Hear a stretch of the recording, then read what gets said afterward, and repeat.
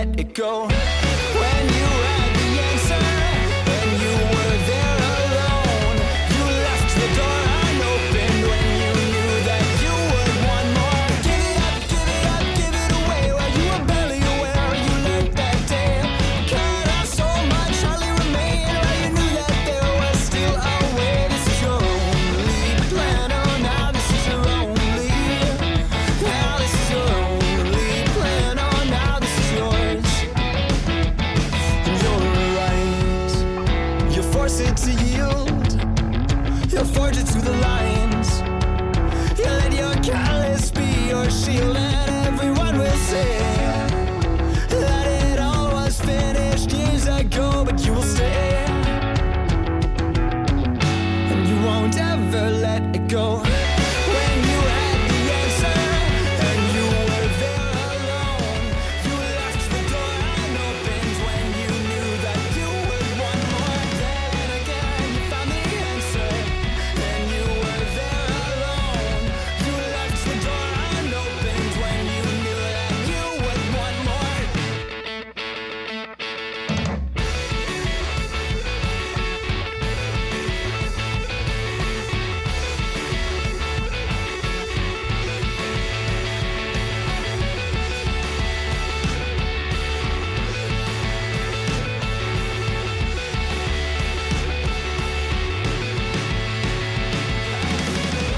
When you had the answer, and you were there alone, you left the door unopened when you knew that you would want more. Then again, you found the answer, and you were there alone.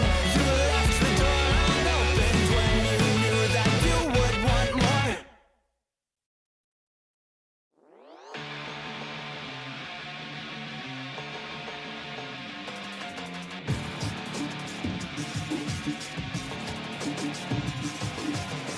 This city never sleeps, chemically brought down on its knees. With every breath that I breathe, clenched fists and gritting teeth.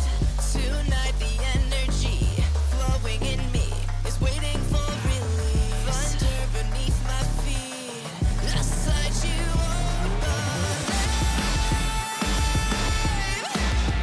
Until the dawn, the darkness falls, and I lose control. I feel it in my bones, a spark to lead us through the shadows. Can I fight the way before me? It's coursing through my soul, a road to guide us through the sorrow. Can I calm this storm inside me?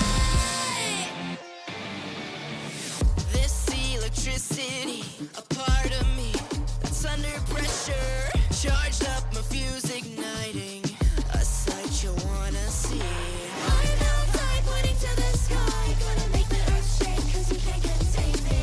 Voltage bursts through the black of my eyes, put my finger on the trigger and I'll shock you, baby. Against the odds, until the dawn, the darkness falls, and I lose control. I feel it in my bones, a spark to lead us through the shadows. Can I fight the way before me? It's coursing through my soul, a road to guide us through the sorrow. Can I calm this storm inside me?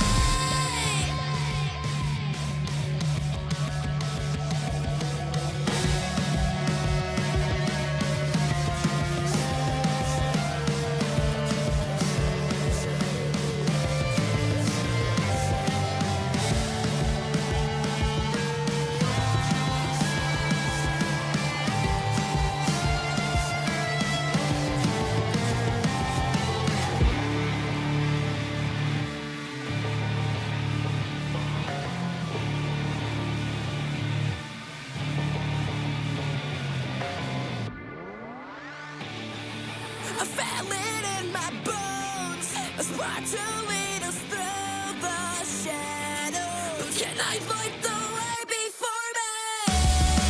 It's coursing through my soul, a road to guide us through the sorrow. Can I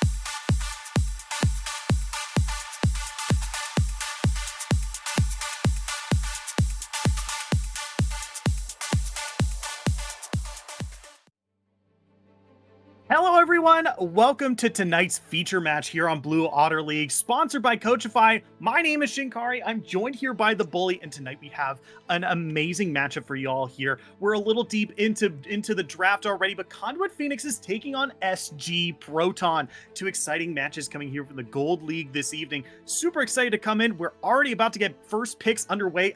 Instant locked in Jarvan after the bans here. Bully, we gotta waste no time. How are these teams shaping up tonight? SG Proton does have a small hill to climb.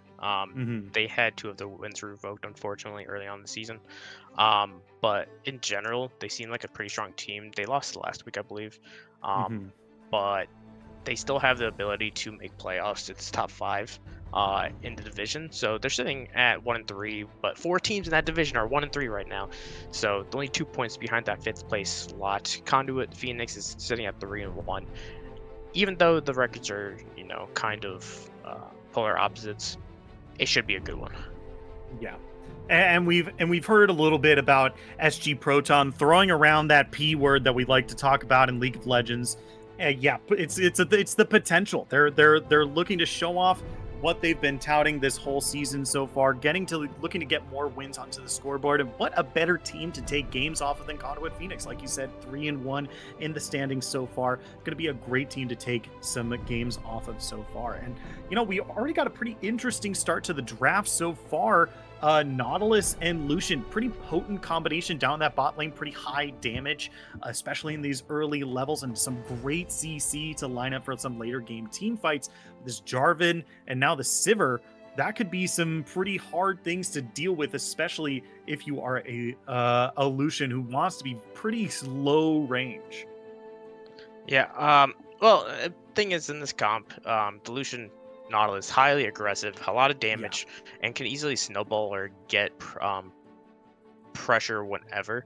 But just in general, you don't want this lane to fall behind. You're picking this lane to get ahead, and if the Sivir Leona lane can hold steady and basically stand their ground, eventually those ricochets from that Sivir will annihilate the SG Proton comp. So far. Yeah, I definitely agree. I think the Leona might be a little bit of an aggressive pick into the Nautilus.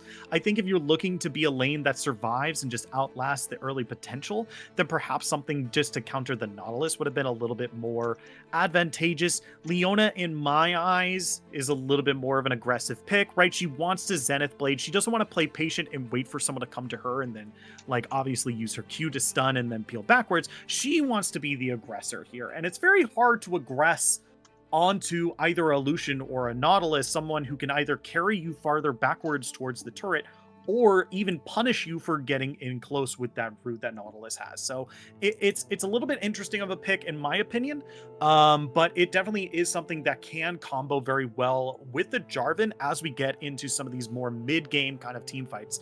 The Solar Flare plus Cataclysm combo is very, very potent. It is. But the problem is if one of those abilities is down or they misuse them to the point where they don't have it for a very important team fight or important objective, a lot of that kind of hard lockdown is just gone. Right.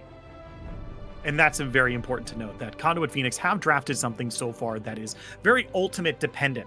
And we might be casting a little bit of a game of Overwatch here as we start to talk about ultimate economy here as we get into some of these dragon fights towards the mid game here. Phase 2 of bans have come through here. The Syndra and the Camille are going to be banned away by SG Proton, Cassiopeia and Talia. A lot of mid lane bans here from these two teams. Talk to me about these bans coming through here. Obviously, the solo lanes are the last to be picked here. Are these big comfort picks? Are they power picks, particularly in this meta? What do you think? Well, the Syndra is always going to be a good ban. With the Scout of the Week against this kind of comp that's heavily melee, heavy engaged type of comp, it dissuades a lot of the engage that they have. Plus, it could one-shot one of the carries very easily. The Camille is just to give some survivability to your top lane. You don't want your Aatrox to be countered to a matchup they don't like, because it'll take longer for them to get back into the game. But the Mordekaiser is picked looking for that solo Bolo in the top side with the Ari, which is a very solid blind. It's very hard to counter. It has a lot of mobility, can roam very easily. A lot of ability to get priority immediately. But right now for this SG Proton team, we're looking at like melee. It's gonna lack a little bit of damage early besides illusion, but if they get going, they're gonna be very hard to kill with how tanky they're. But now they get the Tristana and Oh, or okay. there you go. that is yeah. Go for it. I mean, it's looking for the shockwave angle. Yeah. But then again, the Oriana matchup is kind of struggle for Oriana. It used to be a very big counterpick to pick Ari into Oriana because your ability to hit your charm and just combo without Oriana being able to actually trading back was pretty big. Plus, you can match the wave clear very easily. But then again, if Oriana gets ahead, the shockwave is going to do a massive amount of damage. Plus, you have a lot of engaged follow-up and a lot of ways to put that ball inside the middle of the enemy team. Yeah, for sure. I mean, the ball delivery system for SG Proton is so good. They've got so many tools in order to do so. Obviously, Zac and Nautilus are going to be those prime targets for that huge command shockwave. And do you think that this mid lane is ultimately going to look similar to the bot lanes here, kind of in reverse almost for the teams, where Oriana is just looking to survive? Like, Oriana does not need to get ahead in this lane, whereas Ari is definitely looking for those early kills, bully Oriana out of the lane as much as possible.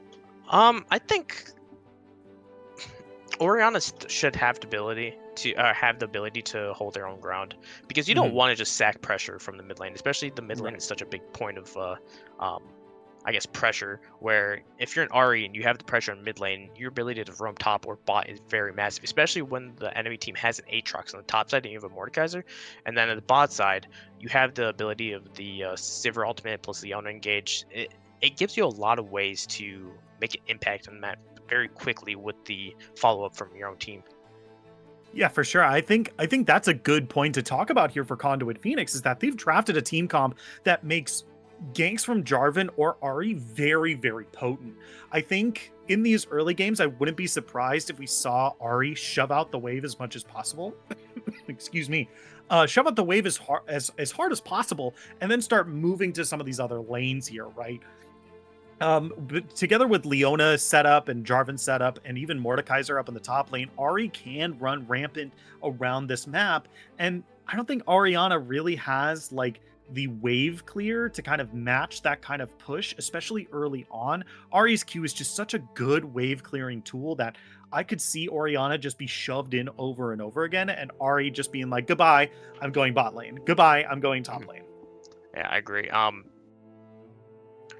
But a big thing in this game is going to be the fact that you do have the illusion on Nautilus lane, especially on red side, where you have the ability to make a very, very scary gank possible with that. I don't know what you would call it, but the over the wall, but it's, at the back tri-bush behind the turret. So right, you have to keep that warded. One of your wards is always going to have to go around that area. Even then, the Zac can jump from the tri-bush. So even in bot lane, if you have some kind of gank or you try to go punish and overextend from the Lucian Nautilus lane, you always got to worry about the possibility of Zac being there almost immediately. Yeah, and Zac does change up the way like you said, Zac, really good character of forcing people to change up the way that they ward, especially in the early game. Elastic Slingshot, such an incredible ability. Jarvan also kind of does the same deal, but you still kind of end up trying to ward kind of more of the same. It's weird to explain. Jarvan can flag and drag around common exits from the jungle, so sometimes even wards on exits of the jungle aren't useful, and more wards inside your own bushes are sometimes more valuable to that end, because flag and drag just was like, hey, like I don't need to exit blue side jungle through the river. I can exit through blast cone side if there isn't a blast cone, flag and drag into the bush. So both junglers here definitely gonna give a little bit of pause and a little bit more thought process to how people are going to be warding this jungle in order to prepare for these kinds of ganks. And these are going to be some pretty active junglers too. Like these are some junglers that'll maybe go like 3 camps level 2, level 3 gank immediately into a lane. So that'll be something to keep our eyes on for sure in this early game. Yeah, I kind of hope Nation on the Jarvan does target one of their solo lanes first.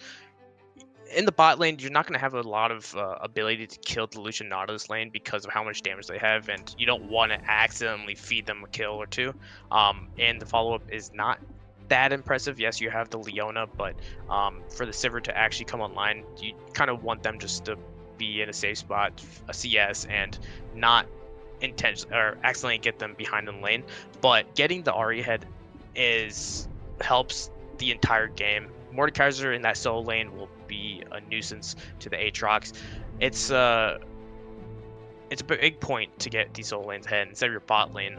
But if the Lucian Nautilus overstep their comfort zone and they try to go super aggressive on Leona and Sivir, and you get a free kill, might as well. Right. Well, we are going to throw it to just a quick break, but before that, we have to shout out our sponsor real quick. Blue Otter League Season 10 is sponsored by Coachify.gg. Coachify is a new platform for esports coaches with 0 commissions. Sign up is free and anyone can create a public profile. For more information, type !Coachify in chat with a capital C.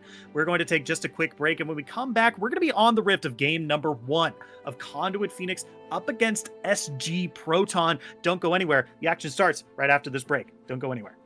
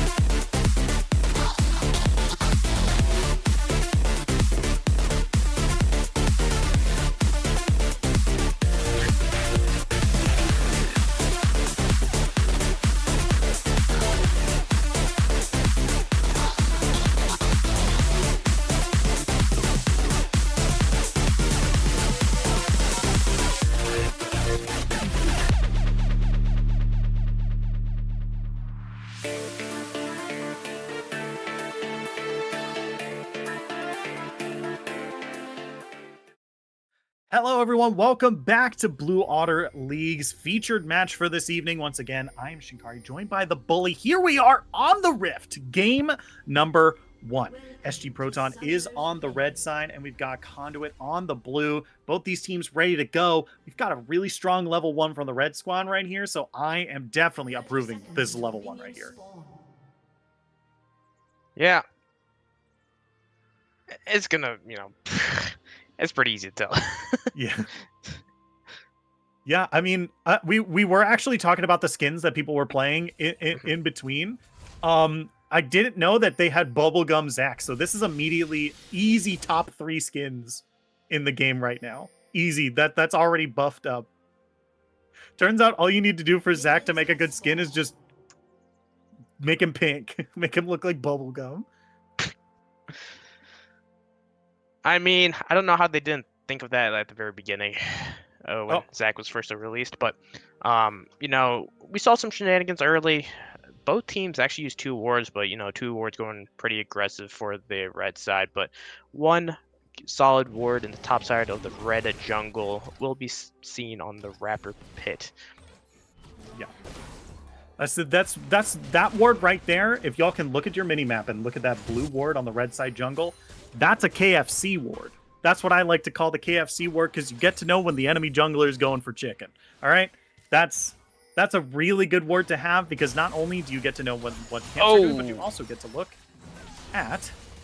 Now that's a lot of damage. Yeah, that's a lot of damage to start off for sure. And Trash Panda definitely gonna be definitely gonna be scared for a little bit, especially when this level 2 happens. Oh, Yeah, yeah, they're gonna have to actually blow through their pot, so that's gonna be unfortunate. Not so dark taking a lot of damage in the mid lane. So right now laning phase going pretty solid for SG Proton. Mm-hmm. Ooh. Not a very fantastic Zenith blade there, but sometimes you don't always get there, so it's fine, not the end of the world. But yeah, I mean, he's pretty quiet so far, pretty standard starts. We did see a little bit of a scare from Jarvan, who was like, hey, level 2, I'm ready to go. Jarvan, one of the best level 2 bursts in the game, so if that was set up properly, that could have been a death for the red team there. But it looks like they're just back into the jungle here, pathing their way to the top lane. We might see these junglers fight around this this Scuttle Crab. Might be their first meeting place here, if not in the lane. So we'll have to see as this game keeps going. Yeah, it actually seems that Dark is trying to focus too much on trying to trade back on whenever he takes damage, and he's missing quite a bit of CS. Already down 7 CS, and it's pretty much an even state. Oh. I don't know if Trasku wanted that one when Soul and Malone were level 3. Yeah, and we're still looking, once again, pretty quiet time here so far. Nothing too out of the ordinary. Even CS numbers are looking pretty even so far. I think within these first few levels, I think the only big surprise to us right now is that Orianna is doing a very good job in this mid lane right now. Arya's already chugged through most of her potions and is down an entire wave of CS in comparison to Orianna. Oh, we might have a little... Oh. Ooh, wait a minute. That's the Zenith Blade onto Lucian here. They might have to keep going. Ignitus ticking down. He's pretty low. That's going to be the cleanse to pop off. He's dashing forward, looking for the trash Qs. That's going to be the exhaust coming down. Flash forward. There's the Q. There's the stun. There's the damage. Zenith Blade over. There's going to get the first blood. Absolutely. But it's traded back. This Nautilus is out for blood. 2 for 1 down in the bot lane. Double kill for the Nautilus. 2 for 1, 4 summers to 3. I mean, so Trash Panda did get first blood, a lot of gold going to them, but in the end, 2 kills going over to Malone. And honestly, that gives Malone some ability to get a lot of health early, a lot of actually gonna go for the mobility boots immediately. So they have a lot of gold in their pocket. Let's see how they use it. Yeah, I think as a support player, I think I like this choice for the mobility boots early. I think my only problem is right now is they are just walking back to bot lane. I think they should just like, hey, Lucian, goodbye, I'm going mid lane, or somewhere else, right? Like once you get if you decide to go mobility boots, then you should start roaming. Then almost immediately, even I would argue. Like, but now you have a Jarvan in the corner here coming in for the river. Be pretty interesting. Hasn't flagged to drag yet. There's a double knock-up. LCP Soul is going to go down, and the Trash Panda is going to pick up a kill for themselves. Watch out. Elastic Slingshot coming over the wall right on top of Leona. Doesn't knock up Trash Panda, but are they going to turn this around? That's already going to be a stun, a root. Hearthfall is really low here. They're going to be knocked into their thing here, but that's nasty. Taking up the kill there. Down. He's taking turret, though. He's going to go down. Another kill for Malone, but that's another kill for the Trash Panda. 3-1 Sivir in the bot lane. Holy moly. That was a perfect punish by Nation, knowing that Soul and Malone used a lot of their summoning spells early. The minute they came in, they got the kills. They gave Trash Panda a couple kills. Now this Lucian Nautilus lane, picking early, trying to get pressure in the bot lane, are down significant. It looks like that's about 1,000 gold lead for the Sivir. Yeah, I mean, this is oh my god. Of course, they're coming back to lane with a noon quiver and a bow as well. I mean, that's the combo, right? You got the bow, you got the quiver. What more could you ask for? You've got the arrows and the bow. Good start for the Sivir right here. But I think the biggest thing to talk about isn't just the goal difference between these bottom lanes here. It's the goal difference between these 80 carries. This Nautilus sure has a lot of gold under their belt, but we're starting to get into maybe KS stands for kills stolen territory here. The problem with mobility boots in comp is the fact it's so easy to tell when someone's roaming. You have a lot of communication. You can tell your teams like, no, this is probably roaming top. They have a roam timer, blah, blah, blah. Yeah. And so the mobility boots, it just becomes a waste of money, in my opinion. In this game against like an Ari and a Leona, the Merc Treads is so much better. Yeah, and agreed. So I don't think that money used for the first 2 kills was worthwhile, especially because now they're going to be stuck in bot lane, because if he leaves and Soul's by themselves, that's an easy kill. That's an easy dive onto Soul underneath tower. Yeah, and even look at this still, like, the blue team is doing probably their best job with this kind of really big wave here to freeze as much as possible, and that's a really good job of denying more CS away from Lucian, because not only is he down 3 kills in comparison to the Sivir, he's also down an entire wave as well, and that's going to continue to grow the more and more gold that this Sivir gets, because I think an important thing in this matchup is that Bouncing Blade is really strong against Lucian. Lucian basically has to stand inside the minion wave in order to farm. Yeah, you can see the state of the game, especially top lane, mid lane. They're not going aggressive at all. Dobbs in Not So Dark, they know their bot lane's ahead. They are in a good spot. They don't care about trying to get a kill. They could just sit this one out. They could wait for their Sivir to become an absolute monster, but we have a fight in this dragon. They do not want to give up this dragon. Yeah, they're going Elastic Slingshot into the pit. Smite fight is going down. Who's getting it? Red team steals it away, but now the team fight is happening. Cataclysm comes down, but the first kill is already for the blue squad right here. SGP Malone trying to get some space for their team, but they're not going to be able to do it because look at the CC from the Trash Goose. It's too good. Double kill for Sivir. Double kill for Ari. It's 4 for nothing, and they traded away the dragon. That's a worth. You're taking that dragon with knowledge that your bot lane is significantly behind. Your mid lane now is going to be behind because we see Not So Dark picking up 2 kills. The gold lead is spiraling out of control. We had a 2.8k gold lead for Conduit. Top lane still sitting pretty, just farming it out. But the rest of the map is going to shit. And now if you are SG Proton, you need to do something fast or this game is going to be over quickly. Yeah, I think the biggest saving grace right now is that Sivir isn't a hyper carry. They're going to do a lot of damage, but this isn't like a Jinx or a Vayne or a Zeri, right? Like, this isn't like going to be an absolute problem, right? I beg to differ.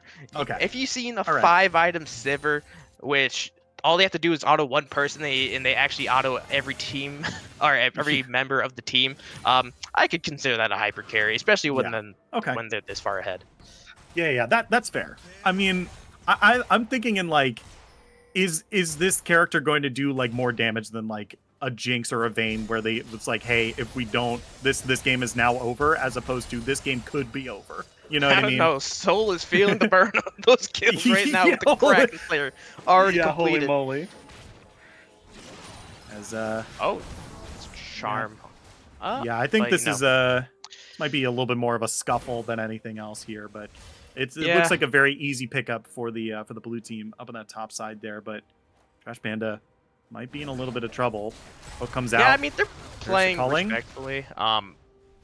You know, Trash Panda knows that they don't have to do anything. They're gonna get a Rift Herald for free up top, and they're gonna have the ability to use it before that 14-minute mark. Get a couple more plates. Right now, the first 2 Rift Heralds, especially the second one, usually is going to be used on mid because mid opens up the map quite a bit. And, you know, if you don't have plating to get, always use it on mid.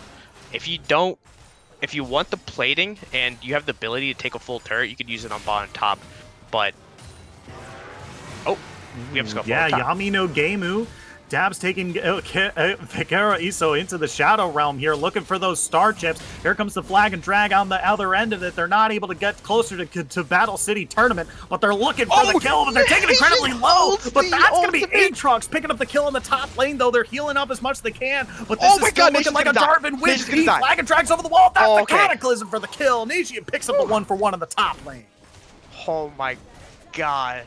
That was 1 Q away from a double kill going to the Aatrox, but Nation held on to the Cataclysm, wanting to give that kill over to Dobbs. Instead, Dobbs gives up his life, doesn't even get the kill. Nation picks up the kill, and if you're the Aatrox, that is, that's worth.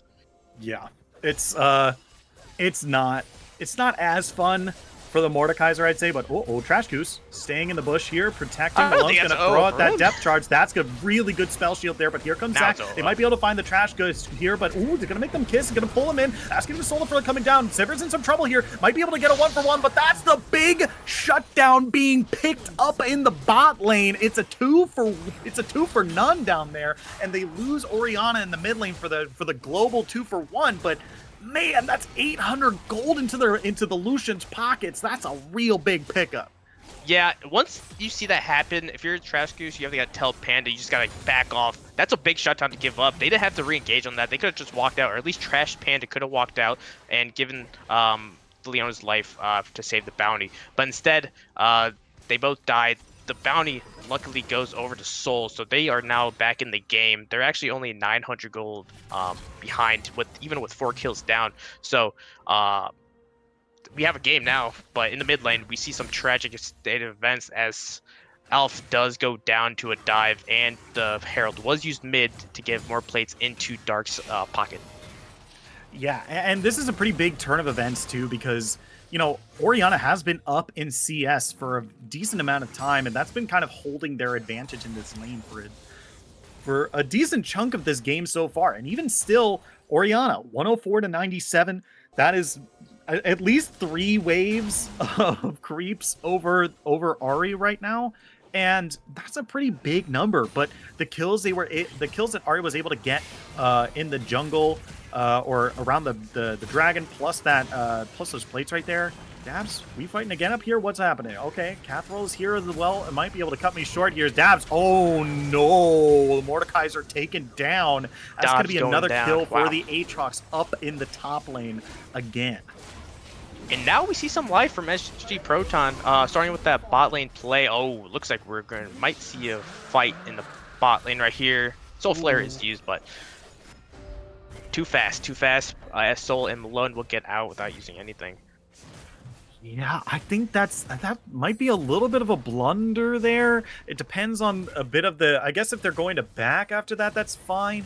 But like those are 2 ultimates spent to get nothing. Like you got Lucian to use his dash, which is not equivalent here. As Dabs, he's teleported. Okay, Yami no game move. We're pulling him into the Shadow Realm. Silver and Calcos is down. Iso is taken real low here. Is your soul going to be devoured to the Leviathan? That's absolutely true. Cathrol in the top lane now, having to use Let's Bounce in order to try to get away from Not So Dark, but he's going to dash forward and using that ultimate to try to keep him away. He's too incredibly low, trying to kite them away as best he can. Elastic slingshot over the wall, not going to be able to find it. The passive is popped, but these little gumdrops are going right to hell in Candyland. Oh, there's the pull, there's the Q, there's the kill. Not So Dark is on a rampage. And that's what the power of the Ari getting those early kills, was able to roam up top, save Dobbs from probably dying solo. Actually, no, Dobbs is fine, but still, Alpha wasn't able to actually push that tower in, so not a lot of punishment going towards Dark, and Dark is going to be able to see us freely and push mid wave in, but there's Shockwave. Nashian baited so hard into this bottom river here. Oh no. Not So Dark on the run here. The rest of the red team looking to collapse onto the Ari, but it doesn't look like they're going to be able to catch Fluffy Tail this time. Not So Dark still hanging around, just trying to clear out these waves. Holy moly, the damage onto Malone. He doesn't care. He's going underneath the turret. That's the damage, the shutdown on the SGP Soul. He's just collecting all these bounties here, which, I'm going to give him some flavor points, because with that High Noon Lucian, he better be collecting bounties. Yeah, that started off with pretty over-aggressive chase by Nation, giving their own life, when all they had to do was push them off, and they have mid lane priority on that, and the mid lane turret is pretty much like 3 hits away, so they could have taken that easily, reset, start to collect more vision in the top and bot side of the enemy jungle, but instead they just give their life for free, and Dark does get caught underneath their turret. Soul now is 3-3 and only about 400 gold behind Panda. And in this game, they were pretty much down 1,500 gold at one point. Ooh, okay. So here we go. We're looking for the second Rift Herald of the game here. Already started up by the blue team. They've got some pretty good prio for themselves here. 4 members answered by the red team, but this is going to be a pretty big pickup for Nation here. Probably going to be dropped in this top lane. The only outer turret left on the map for the blue team to pick up. And El Vaquero here, definitely not looking like they want to stay around for too long. This is a big commitment to the top side, while we see Soul pushing mid lane. They should be able to get a decent amount of damage on that tower. While it might become it could have been a trade 1-for-1 if there's a little bit more movement to going mid side for the rest of the Mad Force Proton. But big charm. That's a charm, big Alpha. damage. That's an ultimate pop as well. Not So Dark looking for it. That's the shockwave to answer, and Not So Dark is going to be successful at scaring away Al-Fate here. Al-Fayat is going to have to back away here, but I think Ari is as well. Might be sniffing out the Lucian here, and just want to be able to back away. Looks like Soul did get that mid lane turret, so yeah, it was just a 1-for-1 trade for the Lucian, and that's a trade going in favor of Proton, because that mid lane is more important to that tier 1 top side. But the threat is still there with that Rift Herald. It was not used to take that tier 1, so that could be going anywhere to collect a big tower, I would say bounty, but reward from these side lane turrets, or even getting the mid lane tier 2. I mean, once again, like, this entire mid game has been kind of characterized by SGP Soul picking up a lot more gold than they probably, I don't want to say should have, but they've collected 2 big bounties and are now getting all of the local gold for that mid lane turret as well. Like, that's an insane amount of gold after being behind pretty hard in this early game here after, kills being taken away by Nautilus, getting taken down by Goose and Panda. Like, this is a really big turnaround for SGB Soul here, and now that this third dragon, this first Mountain Soul Drake on the map here, this is gonna be a big team fight. This Nation could be in some trouble. That's yeah, the start we're gonna there. first see our first 5v5 by the looks of it. But right now, Dobbs is gonna get that mid priority by pushing this mid wave in. He does. The Rift Herald is still in the hands of Nation, so Nation could easily pop this to force someone to defend their mid lane, but it looks like they're gonna keep it in their pocket.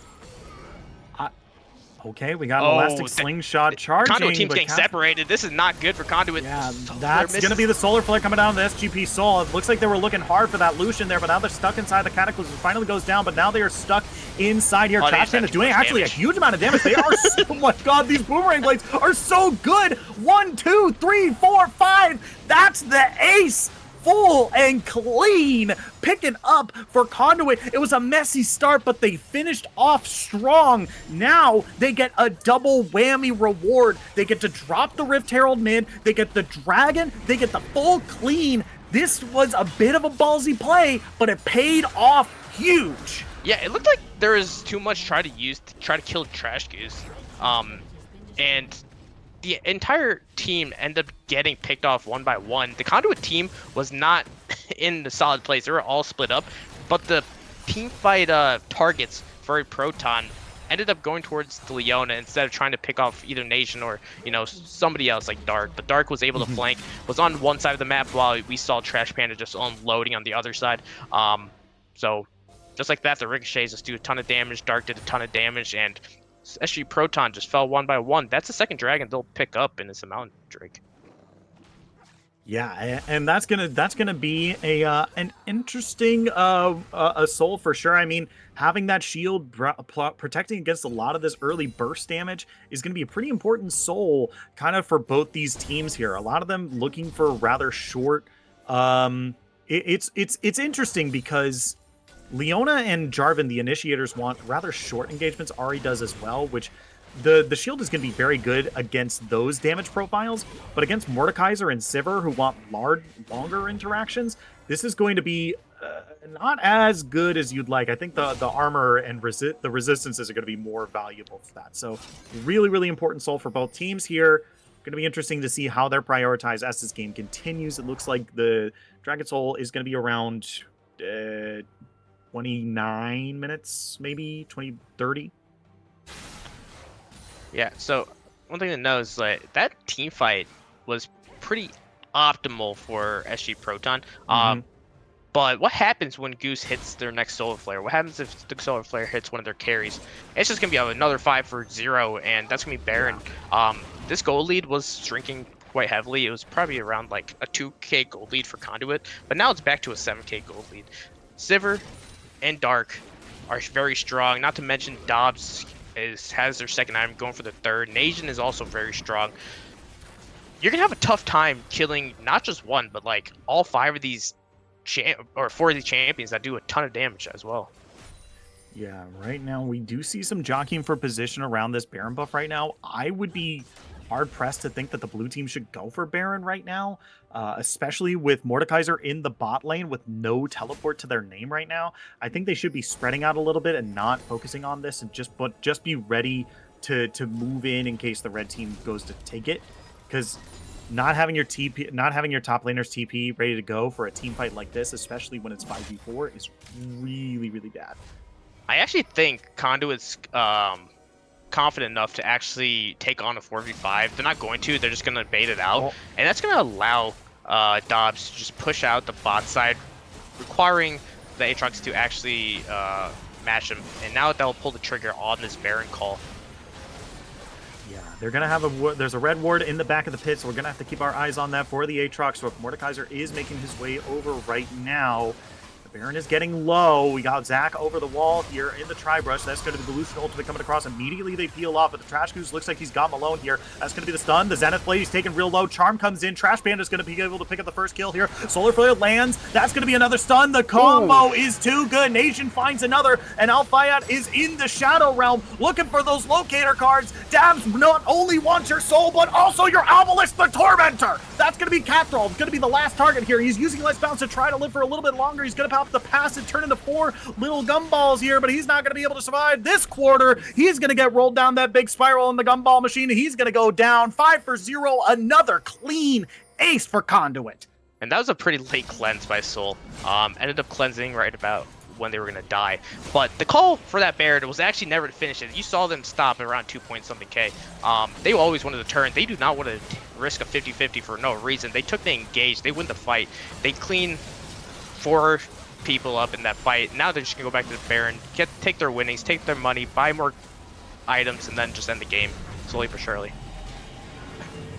Yes, now we get the full 5 back. The full team is purpled up, and there are nothing but inhibitor turrets in their sights here. This is a very, very strong team.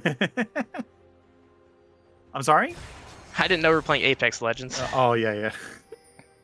They're purpled up. They've got nothing but those inhibitors in sight. And now we are getting ready to get this. This might be close to the end of the game here. This is a 10k gold lead right now. And this is something that's very, very hard to come back from here. This is a gold lead that sometimes it's like it's got to be a comedy of errors for you to get back into this game. Not to say that it's impossible, but it's really, really hard. It's really hard. So it looks like there's gonna be a quick stop as Conduit's gonna take this dragon. Sometimes it's a debatable event, I guess, debate where would you actually take the dragon here, or would you try to push your lead? Most teams would actually try to push a lead and, higher elo, but might as well take this real quick. They waste 25 seconds, but they're going to be more confident making sure they just don't throw this game. Yeah, I think it's a nice little bit of extra defenses. I think they kill it really quick too. Like they've got Sivir and Jarvan. Like those are 2 characters that take dragon really quickly too. And it looks like they didn't really exactly have enough waves in their favor to really start like pushing down as much as they could. So I think at the end of the day it's fine. But it's a hook by Malone. Like they got caught, but there's no way that SG Proton will be able to take a fight right now. Yeah, Dabs here already fighting. Alvacaro here looking to try to take down that cannon minion. Looks like that's going to be successful. Turret goes down in the mid lane. As the push continues, there's not a whole lot of room that the red team has to work with here. Really scared to engage, and they should be. Yeah, I mean, you're going to have to make your stand somewhere. Yeah. And the way they have to make a stand is you have to somehow catch out both Dark and Panda at the same time. But then you have to worry about Dobbs taking your carry into the Shadow Realm. But the second inhibitor will go down in the bot side. No defending that one. And the waves of minions are just going to keep crashing into the base. Top side is going to come eventually, but it looks like everyone's going to rotate to try to help to take that one down. And now we've got a full rotation up into this top lane here. They have the wave showing up. Nation, a little bit of an awkward spot. Not going to be... Oh! Ooh, wait, Zenith Blade over the wall here. Malone might be caught up, but that's going to be the step charge coming out. Immediately spell shielded. Look at the backside here. Dabs tanking up. That turret pulled into the Shadow Realm here. Immediately cleansed off. And only one has gone down here. The chain's not going to pull him back in, but that's the flag and drag. They're going to go right on top of Lucian here. Keep him out of this fight for a little bit longer. Cathrall is going to go down to the Mordekaiser here as Vaquero driving on the Nation, trying to finish him off as best he can. Lucian's going to be the one picking up that kill. Going to cleanse again, looking for this kill. He's going to keep dashing away, but Trash Panda is going to use that passive for that extra movement speed. There's the boomerang blade from downtown. The fadeaway is good, and now all they have left is to finish off this Orianna, finish off these turrets, and that's going to be GG. You know, Alf did sombrero the shockwave in that team fight. At the beginning, I was going to say maybe it wouldn't make a difference anyway, but that team fight came pretty close, in my opinion, where a good shockwave from Alf might have been the difference maker of making the stand here and extending this game, or just dying and losing right now. And looks like they will lose right now as the minions do crash into the Nexus.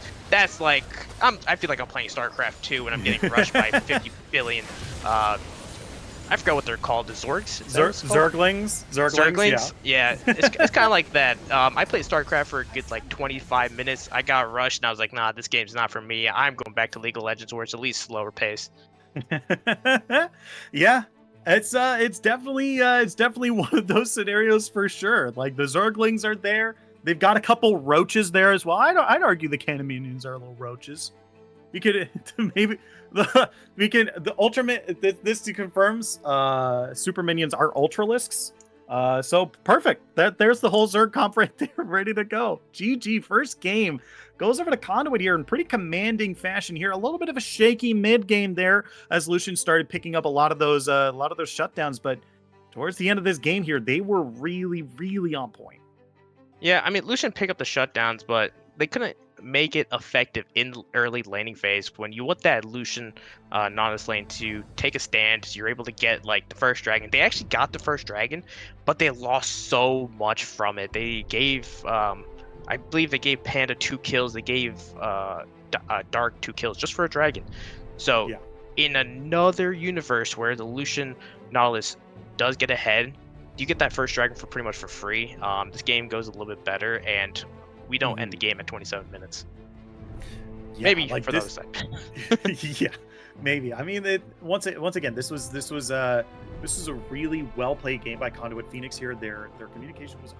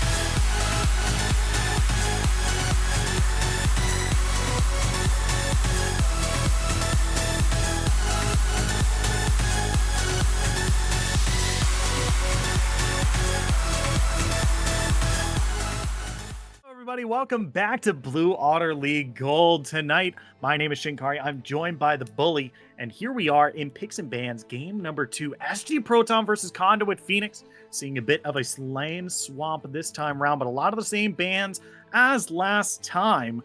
And here we are getting ready. We already got some picks underway. SG Proton locking in that first pick, Ezreal, and Conduit Phoenix answers with the Maokai. Bully, talk to me about these first picks and bans we see so far. As one already coming back. I mean, they didn't ask if we were ready, but it's fine.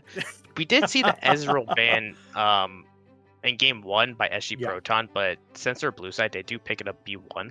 And then we see the Maokai Sivir pick. Sivir did extremely well last game, so why not? They're taking the Nocturne to counter the Maokai in the jungle. Which I do love some Nocturne play, especially when you have a Rakan. You're looking like I forgot what season it was. I think it was a season 10, where it was like, you know, the Ezreal bot lane with the roaming support, and you just put Ezreal on an island to just CS to their heart's content while it's a 4v4 on the other side of the map.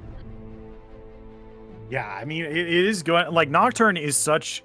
I think Nocturne is almost in those tier of champions like Blitzcrank and Shaco that you just kind of have to change the way you fundamentally play League of Legends to play around Nocturne. Now, Nocturne is a little bit more fair than these other champions, but for the most part, like, Nocturne Ultimate is just something you have to, it really is, it delivers on exactly what it is, right? Nocturne is a nightmare from your dreams. He's a shadow demon, right? He's your sleep paralysis demon at the foot of your bed, right? If he presses R, you need to, like, hey, like, what's happening? Horror movie, everyone cluster. Like, that's what has to happen. And sometimes, like, all good Nocturne players, sometimes all they have to do is press R. They don't even need to follow through in order for their ultimate to get value. So this is going to be something that we're going to have to keep our eyes on for Proton here, because, you know, the Zac in the last game was still pretty aggressive, and I don't discount that this Nocturne is going to be just the same.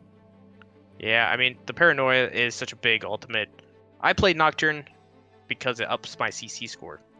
So gotta boost some stats. But when a Nocturne gets ahead or the lanes has control of their lanes and can easily get priority, the Nocturne can do pretty much whatever they want. They have the ability to counter gank so easily. They have the ability to basically solo kill one of these carries at one item or half item, because you have so much follow-up CC to go along with it. As well, you have the Rakan, so it's not like you're just going to be by yourself. You have the Rakan follow-up, and the Ezreal should be able to provide some kind of damage as well. Being able to use that E forward and hopefully not die like a lot of Ezreals do in my solo queue games. Sorry, solo queue game, the one game I played. And there was not Ezreal, but speaking from past experience. Yeah, I mean, there's a lot of, I mean, it's the same with like Vayne too. I've seen so many Vaynes, even in like the collegiate level, of some pretty good teams just tumbling and flashing forward. Just like, buddy, what are we doing here? What are we doing? That's not what that button is for. Please just leave it off cooldown, for the love of God. But this is Proton is drafting a pretty aggressive composition here. Annie being locked in for this mid lane here against the Nico. Certainly interesting for sure, especially with Annie having one of the longest auto attack ranges in the game. Is going to be a little annoying for this Nico in lane. And Annie has received a lot of like very small buffs over the course of the last couple of years that have made her just a very potent mid laner, especially with that Rylai's Crystal Scepter. Like if you go that item verse, it's the worst experience you can have of trying to lane against a Rylai's Crystal Scepter Annie. So a lot of very strong individual players here, not a whole lot of synergy with SG Proton here. Do you think we're looking for more of like a pick comp here, just trying to burst someone down as quick as possible and then run to an objective with a numbers game?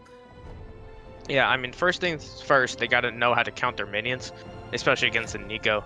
The Annie, I would equate Annie to like a top lane Garen. Garen's still easier to play because it's very hard to mess up as Garen. Annie, you can mess up, but that's if you miss your stun. A lot of people, they use their Tibber stun on a one target instead of just using one of their other abilities to get the stun down so they don't miss the Tibbers. But obviously in like 5-man stun, you want to use your Tibbers or your W to try to get that stun down on everyone. But very easy to play. Can do a lot of damage if they catch out the Nico or Sivir. So Lulu has to be in that area. They picked a little bit of a comp that needs a lot of resources on this Proton comp. You're seeing with an Annie, you see the Jax, you see the Ezreal, Nocturne. They all want gold. They want the ability to do damage. They don't have a major frontline. They have a lot of gauge, but not the beefy frontline tank you kind of want. While Phoenix, they picked the Renekton top side. They should be pretty fine. They get the front line of the Maokai and a lot of peel and support from the Lulu. And of course, you got that Sivir Nico in the backside to do a ton of damage, and Nico probably to sneak up on the entire Proton comp as a minion and press R. Yeah, not to mention that Nico does have the ability of just together with Sivir and even with Lulu as well, getting enough movement speed to just kind of run at the enemy champions and pop that Pop Blossom. Very, very strong ultimate that once was changed into having a knockup as well is a really good tool. Like there's a lot of ultimates on Conduit Phoenix that synergize really well with that Pop Blossom. The Twisted Advance, or what is it? It's Nature's Grasp. Nature's Grasp. The Twisted Advance is... I swear to God, Twisted Advance sounds so much better for his ultimate than the Q does, like, or the E or whatever the W like root, right? The W, yeah. I mean, then again, Twisted Advance, you're not advancing a lot with your ultimate. You're pretty much pressing but, like, R. the roots are advancing. The twisting roots are advancing. But the roots are nature and is grasping. So I'm grasping nature. Whatever. We can have this debate some other time. Knock on Riot. Hey, Riot August, get Riot August on the horn. We need to change these. We need to change these ability names. Yeah. Now we gotta expect. Proton has a very hard snowballing team. They have a ton of damage. And that's what you gotta be afraid of, your Phoenix, especially if you're your damage does get behind, if this Nico gets behind and you're gonna have an Annie running around just pressing tippers on everyone or just one-shotting some random carry, that's gonna be trouble. You're gonna always have to worry about that. Especially because your front line will probably get melted. I wonder what item this Annie decides to go. But whatever they go, it doesn't matter. You're still Annie. You're still gonna one-shot somebody. Yeah, I honestly think that you don't need to go the one-shot Annie route for this. I mean, she's still going to do a lot of burst damage. I don't think you do either. Yeah, I think your comp already has enough damage between Jax, Nocturne, and Ezreal that if Annie just picked up a bunch of like utility items, that would be perfectly fine. Like if you went Hextech, Protobelt, Rylai's Crystal Scepter, and just became a stun I think you bot, still take I still think you take Leandre's here. Okay, it's just too much damage. Yeah, that's not fair, a cool that's down. fair. I just like the Proto Belt. You get the dash level 4, not have to spend flash in order to flash Tibbers. Like it's a pretty good item for that purpose. But yeah, I can see what you mean. But the Rylai's Crystal flash Scepter Tibbers rush, when your E gives you movement speed to just run at somebody. Yeah, but now you get more. You get more, bully. You know how many times I've seen somebody mess up the Proto Belt Tibbers? Way too many times. Yeah, definitely way too many. But sure, yeah, I mean, yeah, I think I wouldn't be surprised if Alfayet was like, hey, I'm just going to rush Rylai's this game and then just be a nuisance to everyone and then just let Jax, Ezreal, and Nocturne just run rampant through the enemy teams because Rylai's plus Tibbers is just the most obnoxious. And maybe I'm like overinflating it. Maybe I might be overvaluing the item just a little bit, but it just feels like it would just be the worst time ever. It's like, haha, I will just walk the other direction away from this Nocturne. Nope, no, you will not. You will not be going anywhere. Yeah, but this should be a good one. I think it's a possibility we hit the game 3. From SG Proton, I want to see them make more of a move to get themselves ahead earlier on than what they did in game 1. I think they made a good effort to come back in the game, but then again, they took a couple of bad team fights, which pretty much was just a wrap on the game. Especially the first dragon made it harder for themselves, and then I believe it was the third dragon where it became well, it's doomed. Yeah, for sure. I mean, this is definitely going to be an interesting match to keep our eyes on for sure. I think Ezreal, in a comparison to Lucian, has more of a guaranteed kind of spike, especially if SGP Soul decides to go tier early.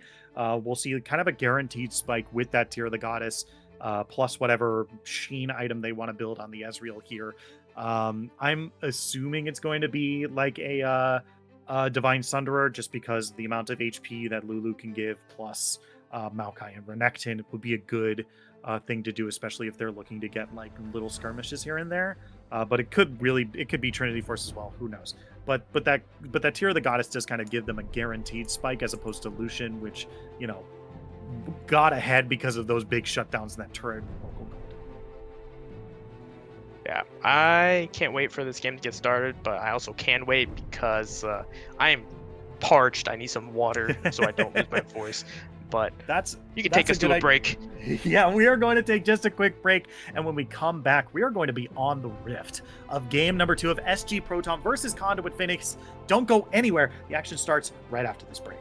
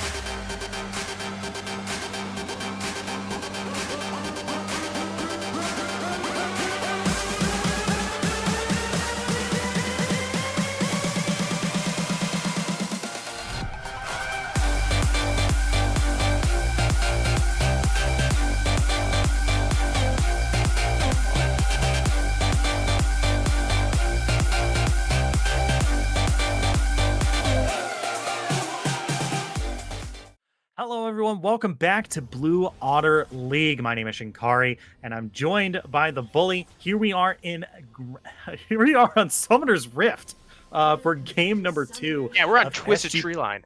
We're on Twisted Tree. Oh, yo, don't say that to me. I love Twisted Tree Line. I do too. God, I miss it. I'm gonna get distracted. SG Proton is on the blue side, and we've got Conduit Phoenix on the red. This is game number 2. Conduit Phoenix is looking to close out this series with a clean 2-0, but we have some pretty spicy, high, bursty picks from the blue side that are looking to take this game by storm. This is gonna be an interesting game for sure. Let's see how this game plays out. Yeah, it's pretty standard-ish 5-point. Oh, that's a gold lead for Trash Goose with that auto. Ooh. Oh, wow. Wait a minute. Actually, Proton is trying to get vision onto the blue side of Conduit, and they'll get it.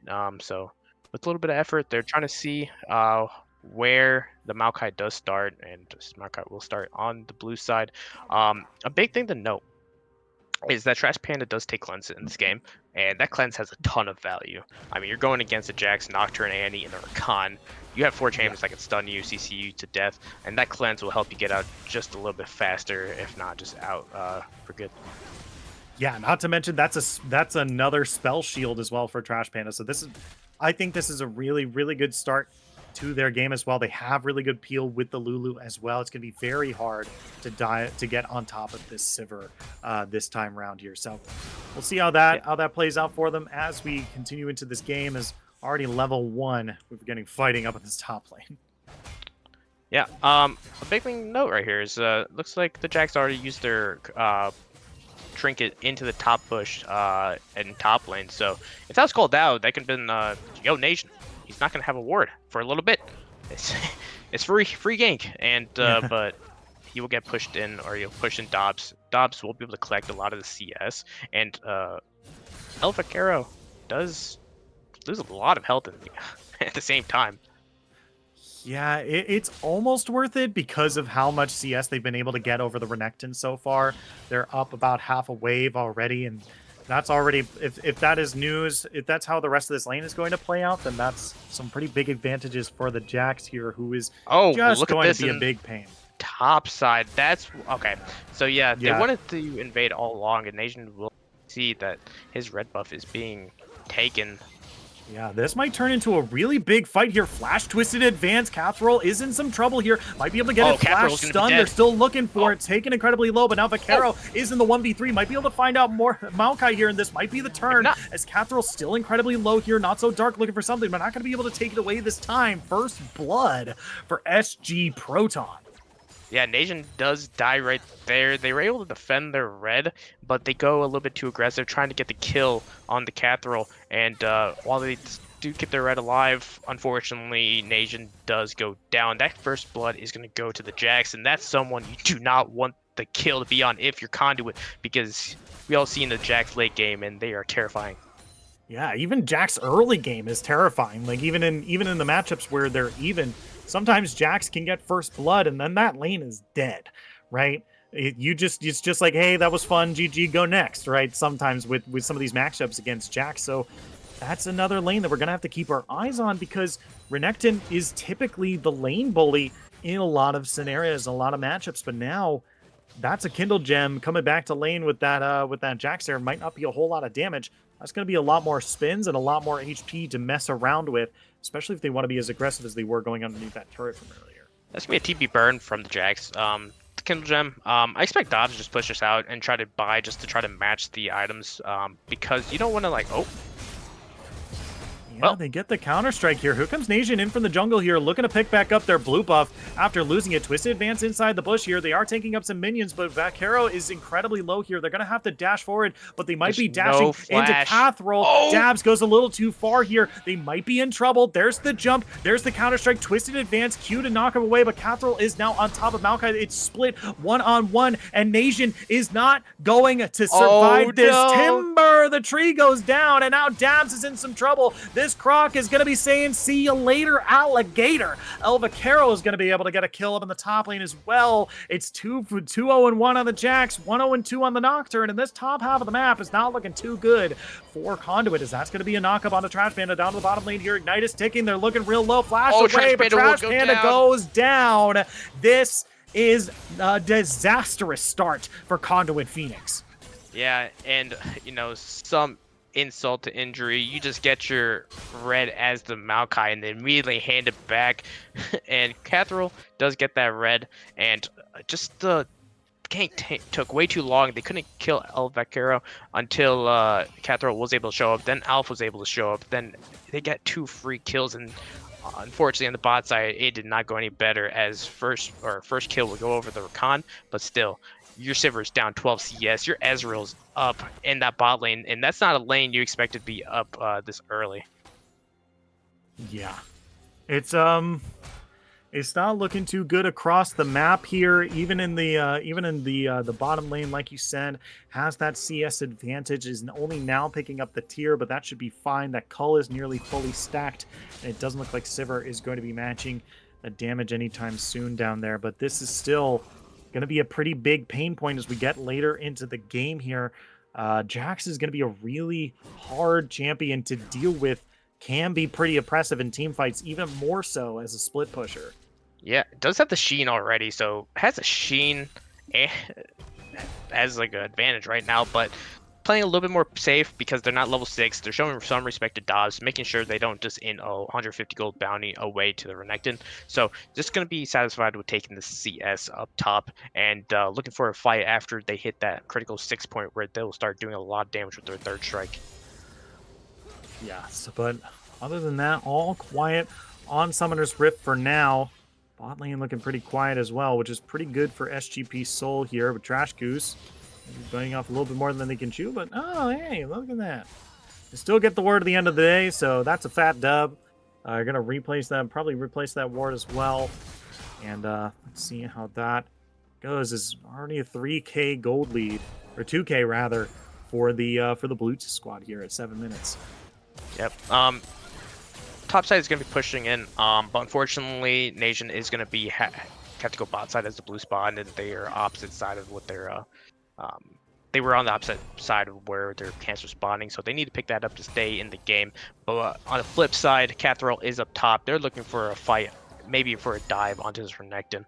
Oh yeah, this dive is for sure. Dobbs already trying to clear out these minions as best he can, but he's taking some chip damage here from ISO, which is gonna make this dive just that much more dangerous. But Nocturne already backing away here, looking to instead pick up this Rift Herald on the top side, which with Prio mid, Prio top, and no jungler in sight, this is going to be a pretty easy pickup for him. I'm glad they didn't go for the dive, especially when the Dominus is available. That the Renekton can heal so quickly and so fast that a dive would take way too long and shouldn't just result in a double kill for Renekton. Yeah. I'm surprised we're not seeing an early Executioners from Jax. I think it just might be because, the 800, you don't need to pay the 800 gold tax, and you can get into these fights pretty easy so far with just raw damage. So having to deal with Renekton's healing, probably not. Just the ability to hit that Sunder earlier on, and the Sheen is much more worth it than the Executioners. So you wouldn't just hit that Sheen spike. Once you get the Sheen and then the Sunder, you do so much damage that an Executioners doesn't mean anything. Yeah, you're right. As Red Team does pick up the Dragon off screen, they're going to give themselves just a little bit of out of combat movement speed and slow resistance, which could be good for some of these for some of this moving around the jungle that Maokai has to be doing. Because take a look at this Nocturne right here, already taking camps away from the Maokai here. Another red buff stolen by this Nocturne here, and that's going to deny a lot more gold, a lot more experience away from this Maokai here. Yeah, and I touched on it in the pregame where this comp from SG Proton is a very high snowballing comp because they have so much damage and they could run away with the game very quickly. And right now, all 3 lanes are doing extremely well. Yes, mid lane is down in CS, but it does not matter. When you have a Jax that's fed, when you have a Nocturne that's pretty strong as well. You could run over the game. You could start taking these turret plays. You could go for these objectives very easily. Yeah, Not So Dark in some trouble here. Gonna use that blast cone, excuse me, to get away from there. Gonna save them for just a little bit longer here. But yeah, they're a-okay. The Lulu has roamed up to this top half of the map here. But yeah, that's the kind of the closest thing we've had to an actual fight for a while. Flash forward, they're looking for it. That's going to be the stun. There's the Pop Blossom as well. Underneath the turret, Catherall goes down. That's real big. But now the Trash Goose might get caught out. A couple of spells thrown their way, taken to about half, but they're not going to commit any more here as they back away. That's a big pickup for the red team here. I don't think that stun landed.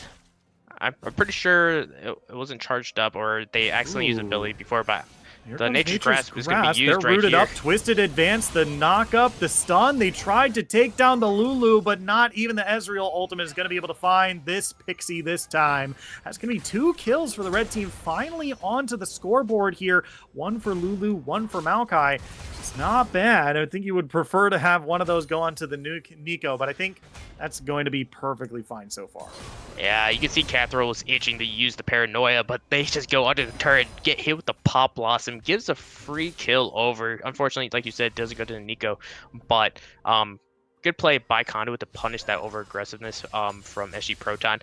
If you're SG Proton, you don't have to do that. You can play it a little bit better. You had the advantage of taking away the vision in your own topside jungle, and it was working well until they kind of pulled that trigger. Oh, is that an on the hunt from Trash Panda there? No, okay, no, they got that. Okay, they got buffed up by Lulu, but this is the dive we were talking about. Immediate dominance from Dobbs here. Goes on top of Catherall, looking for the stun. Is going to get spell shielded away. The Carol tanking turret's not going to go down this time, and the turret dive is successful. They're going to be able to get 1 for nothing up at the top lane, and that's going to be another kill on to the scoreboard for the blue squad. Yeah, the dive worked because Dobbs actually had 2,100 gold in their pocket, so they did not use a lot of gold, while Catherall just died, so they came back with almost a full what is that item called? Gore Drinker. Yeah. No, sorry, not Gore Drinker. The other item, whatever. But yeah, Iron a full Spike item and Whip. Iron Spike no, Whip. I can't believe I'm blanking on this. Stridebreaker? What is it? Stridebreaker. I mean, Nocturne has the Stridebreaker. We talk about Divine Sunderer? Aha, there it is. Okay, Divine Yeah, Sunderer for the Stridebreaker. Jax. Okay, there we go. Yeah, Got the there Nocturne. eventually. Yeah, so Nocturne It has was the Stridebreaker. elementary, my dear Watson. Yeah, I was close. The Gore Drinker does almost the same thing, but yeah. Yeah. Some Portal Combat for the So a lot of wards use here? gold. Holy That's moly. why it was successful. Yeah. Really, Here we really go. strong item. This is gonna be very, very difficult for Dobbs in this top side, especially when the turret is literally a couple autos away. The plating will go down soon, so Dobbs should be able to hold that off until the plating drops. Yeah, the claim to fame right now for Dobbs is, that might not be an advantageous for him position to be in. He's taking a lot of these empowered autos. Yeah, He's going to pop the ultimate as well. Forced to flash. Yeah, Dobbs just going a little bit too far. There's Catherall, finds out not so dark, but here comes Nation in from the side as well. Catherall's going to turn this immediately to walk away. Malone is in the area. Looks like they're just going to back away as both teams looking to jockey for position around this Dragon Pit right now. This is the Chemtech Drake. This is the second non-soul Drake here is Maloney. It's a little too far. Let's see if they're able to find something. Doesn't look like it's it. actually unsaid, but like Ooh, that's a flash. That's an immediate root. Oh. Okay, that's going to be the Paranoia here, but they don't have vision on anything, but that's going to be the teleport in from Jax. This might be the button to just, we got to go. We got to get out of here. I don't think we can fight the Jax. Now it is 4v4 one more time. Renekton's making their way down here, but this might be the start of the Baron. It's part of the Dragon here for the blue team. The red team does want to fight. They do have some ultimate availables. Here comes Nature's Grasp here. They're looking for Catherall. Not going to be able to find it. Flash into the enemy team. Counter-strike onto 3. Trash Goose is going to be the first to go, but here comes the Pop Blossom coming through. They're going to get the shutdown onto Jackson. It goes onto Dobbs. They're not looking for more. Alpha is going to be the next target here. They're still looking for it, but they can't quite find the CC. There's the root from downtown. Double kill for the Renekton, and this is a big turnaround for Conduit. Phoenix here. The Dragon is going to reset. reset. Catherall is still in the area. They can still get a steal here. Nation is incredibly low, and SGP Soul is doing a good job of poking them away. They're still coming back for the 3v4, but it's not going to scare them this time. Catherall looking for something here. Trash Panda trying to get on top of this, on top of them here, but neither team can really get it. The full back here might just concede the dragon over to the blue squad here. Okay, they're all going to back away. They might immediately come back, but we're seeing some red pings onto the Rift Herald here. That might be where they're going. Yeah, I mean, they kind of got away with that one. I saw Alf use the timbers onto the Lulu, just the Lulu, so a lot of the damage was just thrown out to try to burst down the support, and that was the go button for Conduit. They just immediately collapsed. They were able to get a couple kills. They were bringing this game. Unfortunately, you have this support Nico with the 0-0-5 scoreline in the mid lane. They're not able to pick up a lot of the kills.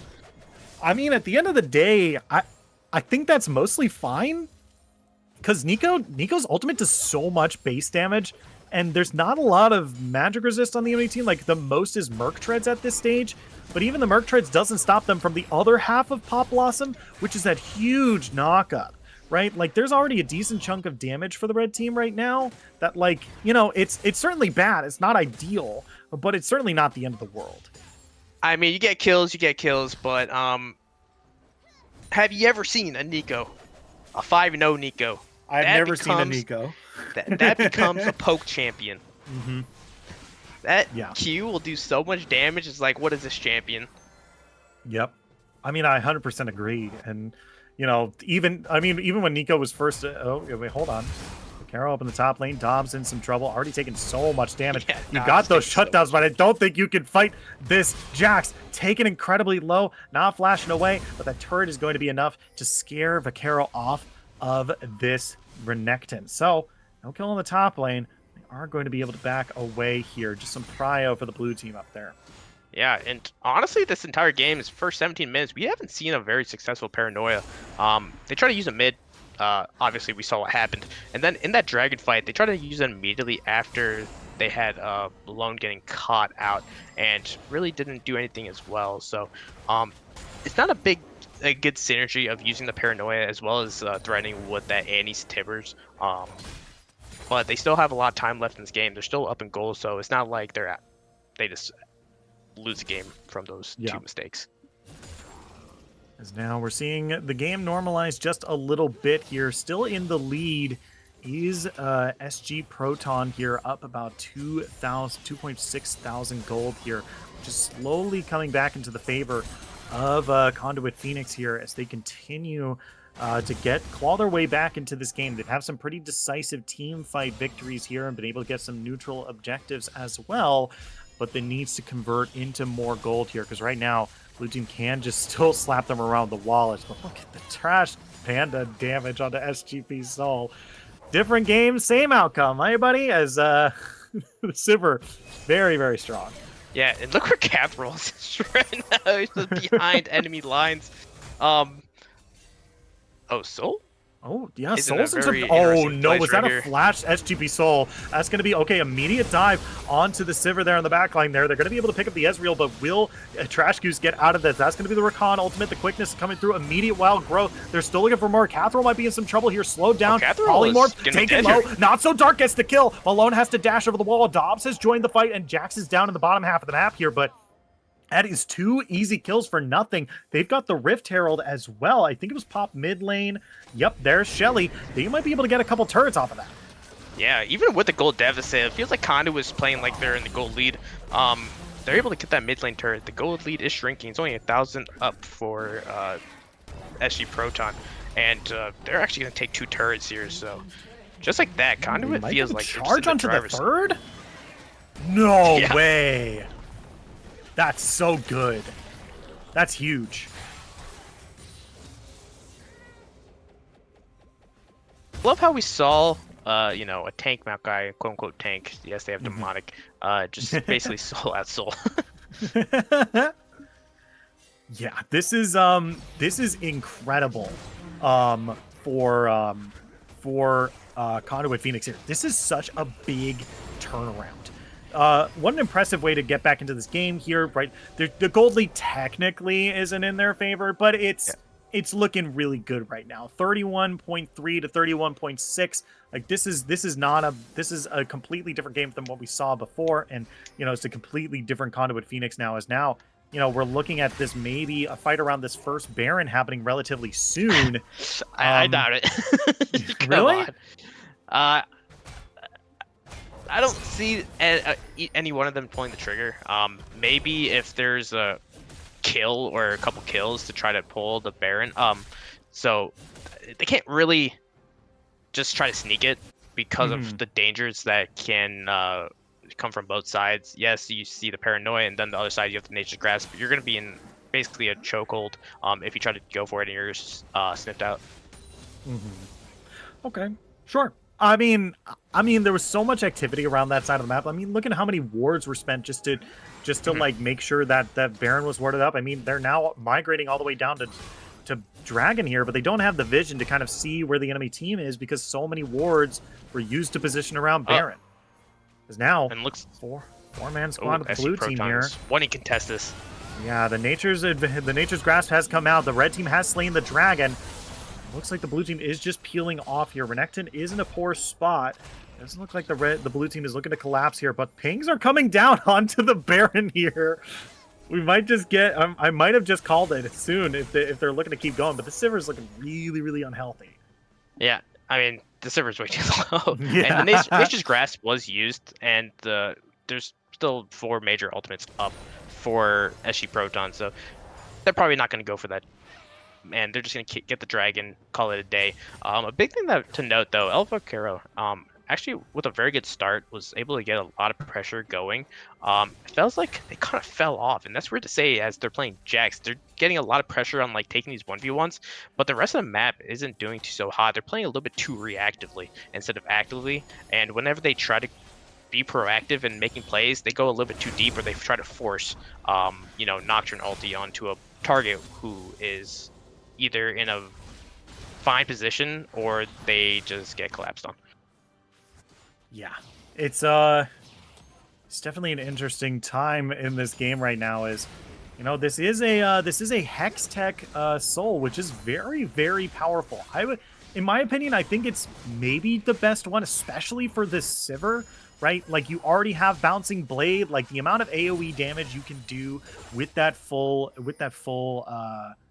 Dragon Soul, and in addition to like getting that attack speed as well as cooldown reduction, like that's like a lot of the Navori Quick Blades builds, like that's why you do it, right? You're able to just throw out Boomerang Blade after Boomerang Blade. Like this Hextech Soul is going to be incredibly important. Is Not So Dark looking for Vaquero here. Pop Blossom going to flash out of it, going to re-engage on the Not So Dark here, looking to get it away, flashes away from the Counter-Strike here, might be able to live through this, but Dobbs still on top of the Jax here, might have bitten off a little bit more than they could chew. Vaquero played this perfectly, but that's a good stun, taken incredibly low. Here comes the Nico and trying to jump in his live, but not going to be able to do it, but the blue team taking this as an opportunity to start up the Baron, but their Jax is dead. We have a back coming in from the Nico here. We have teleports available from both the mid and the top laner. This could be an immediate answer, and they're backing away here. Trash Panda tanking up the Baron because it hasn't reset.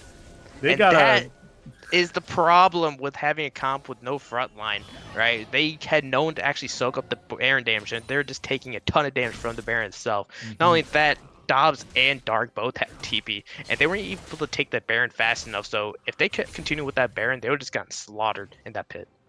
Yeah. And now we're seeing kind of what I wanted to see before.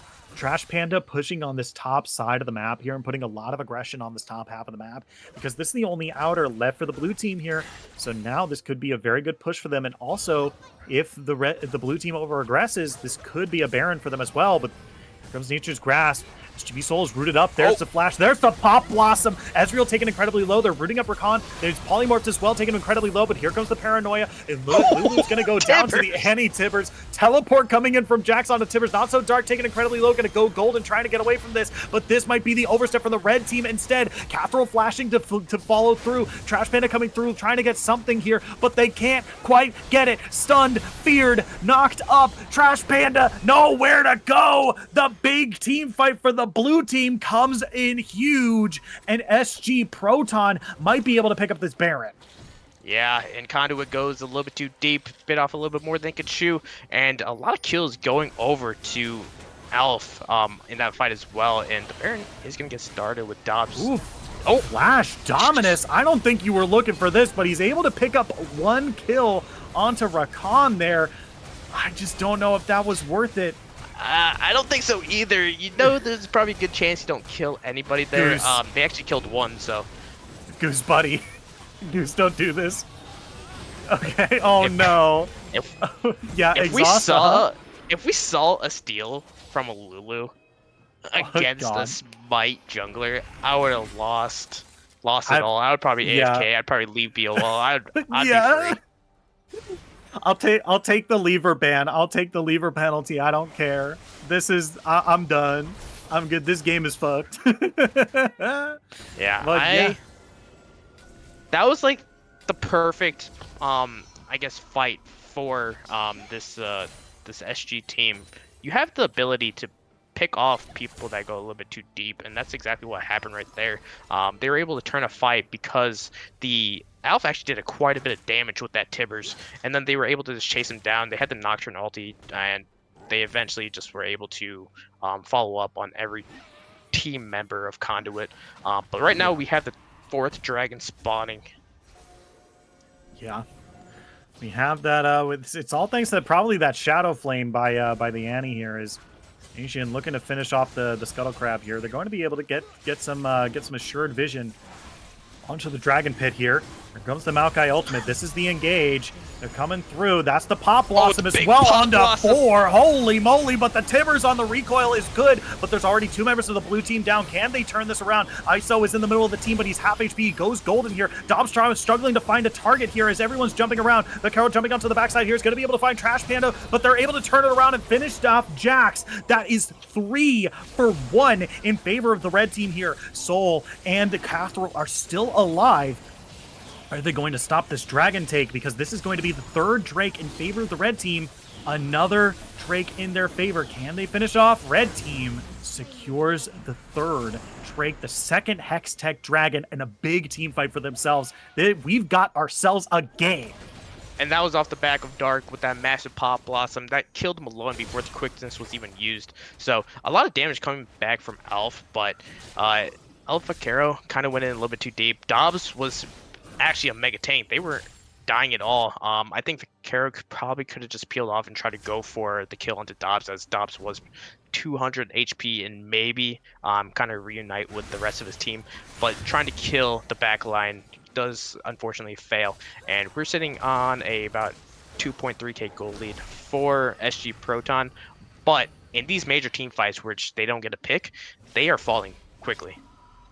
Yeah, and this is the big thing that kind of what I think you already said this before. They don't really have a front line. Vaquero is the most front line that they've got, but he's not really a tank. He's just kind of deceptively tanky through Counter-Strike, right? He's able to sit on Trash Panda and Dobbs for a decent amount of time and not take damage.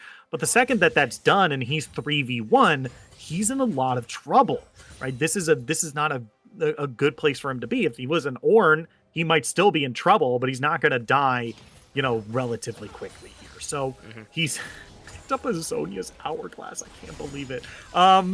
But man, this is, oh my god, look at Soul taking so much damage off these bouncing plates.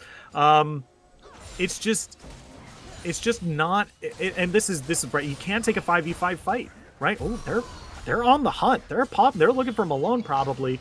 That's gonna be okay. That's gonna be the answer here. Really good baits. The Wild Growth has knocked them off here. Catherall taken actually really low here. Are they gonna turn this again? Trash Man is still looking relatively low here. Vaquero waiting on the edges here. Very interesting fight there. That was kind of scary because Dobbs and Dark were in the side lanes. They had TP, but with the Paranoia down, they can't really TP. So that could have been an easy 5v3 fight if anybody else had to flash a follow-up on that fight. But unfortunately, Catherall was by themselves, and they just had to back off. Yeah, and on top of that, they didn't really get a whole lot of important summoners out of the enemy team either with that dive, right? They did pull the Nocturne ultimate away, but that is such a low cooldown at this stage of the game that it's not that big of a deal, especially with no major objectives up within. Alpha just used flash at the top side. Oh. Oops. And even his teammate is flaming him. Oh no. I was looking at the mini map. He's like, why do we see Soul going up top side instead of going for like the red buff that's just casually sitting there? And I guess they're gonna hand it over to El Vaquero.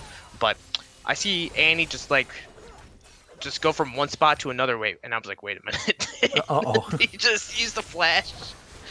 But yeah, now that's actually a huge summoner spell down for an Annie, because now you can't flash and ult the backline of Conduit. Yeah, it's a really important tool. It's one of their engagement tools as well, or even one of their follow-ups, especially after Rakan or Nocturne has already gotten in there, right? Like that's a pretty big tool to have down to accidentally fat finger there, especially at this stage of the game, right? Death timers are a lot longer. If you die, that is a pretty big neutral objective that you're losing, right? And so we'll have to see if that truly affects the next big team fight. We do have Baron spawning in about a little less than 30 seconds here. A minute on the next, a little more than a minute on the next Hextech Drake. This is going to be something, this is going to be some pretty big team fights coming up here, and could dictate whoever wins this game is Dobbs. Vaquero, 1v1 one more time as Vaquero fights underneath the turret here, pops that Hex Blade. It's going to be able to walk away from it. Yeah, Dobbs obviously still not winning the 1v1. What a big note is that he's able to still hold these tier 2 towers, which is absolutely massive, because if El Vaquero ends up taking one of these towers, it's well, Dobbs is playing with fire. He is at a quarter HP, and he keeps walking into this Jax, and yeah, that's the kill right there. And there's a collapse in the mid lane as well. Kind of a there's the paranoia. We might be in some trouble. They're diving on the Maokai here. There's the on the hunt in order to get them away. That's going to be the outer mid turret going down, and a Crocodile going down in the bot lane there. More and more resources getting popped here for the red squad. Let's see if they're able to maybe turn this around here. Dobbs dying right there makes it so that they can't really contest this soul point. And so they have to wait for the next dragon. So that's a good kill by El Vaquero. Pretty big overstay from Dobbs. Yes, they wanted to protect that tier 2, but in the end, they made it so that they couldn't contest that dragon. But SG played that pretty well. They were able to open up the mid lane turret. They were able to get that dragon, and now they could look to regroup, use this unspent gold, especially El Vaquero, because they're sitting on 2.3k gold, and look for another pick. I wouldn't say look for a team fight. They should look for a pick. Yeah, for sure. Is now the Anathema's chains has been used, and El Vaquero will be doing less damage to Dobbs in these 1v1s. But it is going to be who knows if it will come to fruition in some of these team fights, maybe. But we do still have some jockeying for position around this Baron right now. Obviously, it's the next big objective on the map. Both the teams are going to have their eyes on it, and I don't let the gold lead deceive you. This game has been a lot more even than we've given both these teams credit for this whole game here. So it's not over just yet, even though there's 4k gold difference between these two teams. Yeah. Each team has some moments to shine, so I don't count either one of these teams out. But Catherall, yeah, is able to sense. Their spidey senses are tingling. They're able to see someone's in that bush. He has dark vision. Yeah, he has dark vision. He can see up to 50 feet in dim light as if it was grayscale. Oh, wait a minute. Okay. Trigger's pulled. He's making the dark vision right now. Catherall, force in. Here comes the pop blossom, but it's only onto Catherall here. They might be able to find him out here, but that's a big shield. Going to keep him alive for just a little bit longer. Red team finds the turret on the bottom side here, and there's the Nature's Advance. Double root. Going to be able to find Ezreal. That's big. Nation just knocks Catherall back into the enemy team, but is finally able to get away. The turnaround is happening. Fayette is doing so much damage. His Nation just exists in the blue team right now. We have a teleport coming in for the red squad here. Jax is trying to make his way down, but this team fight is already done. Malone is in some trouble here, but not going to be able to get away as Dobbs once again finds Vaquero. I don't think they're looking for the 1v1. They're looking for the Baron. Yeah, this is the go button right now. There's all members of the red team are alive and around this pit, and it's going to take Catherall another ultimate in order to get into that pit to begin with. Yeah, I mean, it was a early engaged. No one else was really in position, especially Alf. Alf is a big damage dealer. Oh, There's the Paranoia diving on to Pagoose here, but they're immediately going to get taken down as Dobbs has to fight ISO one more time down the bottom lane here. They're trying to disrupt this Baron as much as possible. Maybe take one purple buff off the map, but it's not going to be good enough. 5 members with the Baron buff. That's going to be good. They're going to secure that up for themselves and put another kill onto the scoreboard for them. Once again, this game is a lot more even than you think. It doesn't matter what that gold lead is. Red team is looking real good. Yeah, and I hate to say this, but not having Flash on the Annie might have been a big difference maker there. Yes, they were pretty far away from the fight as a whole, so it was kind of early gauge by Catherall. But with that Flash, they might have been able to get a little bit they were a little bit faster, able to get onto Trash Panda and maybe turn around the team fight. Yeah, it's now they're seeing more.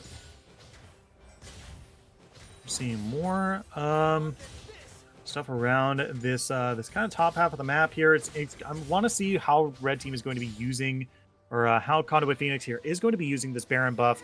Obviously, there's no big objectives on the map just yet. That's a Twisted Advance. I think they found out SGP Soul here, but they're going to have to pop a couple things here trying to look for him. Only just on the hunt was spent. I think you're perfectly fine with that at the end of the day. It's a very low cooldown at this stage of the game.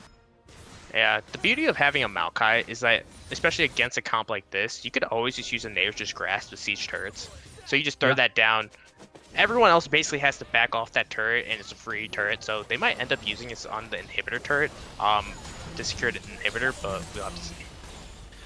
Yeah. Teleport not available for Dobbs. He's on the bottom half of the map here.